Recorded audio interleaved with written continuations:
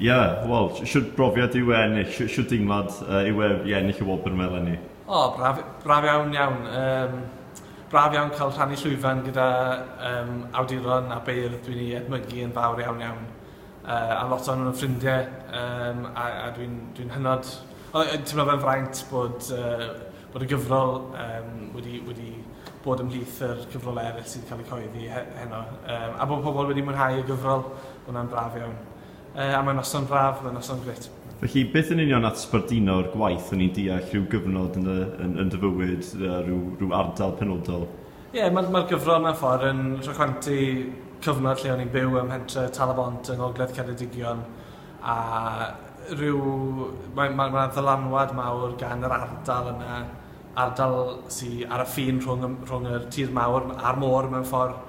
A mae lot o'r gerddi yn adlewyrchu'r dylanwad yna, ond mae lot o gerddi personol iawn ynddo fe, mae lot o gerddi gwleidyddol o hyd.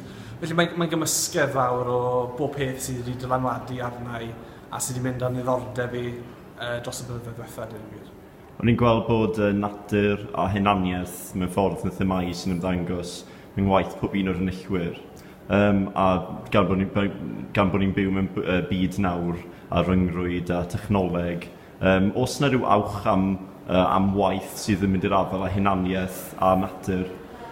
Dwi'n meddwl bod yr cyswllt na rhwng hunaniaeth a'r tirwedd a lle yn rhywbeth sy'n dod yn fwy pwysig mewn pob math o sgwennu yn Gymraeg ac yn Saesneg.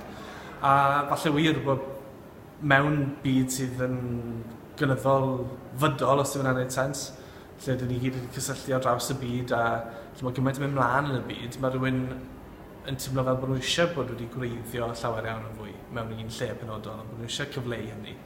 A dwi'n gydymdeimlo gyda'r syniad yna yn fawr iawn. Gret, wel, llongyfarchiadau a diolch fawr iawn. Diolch yn fawr.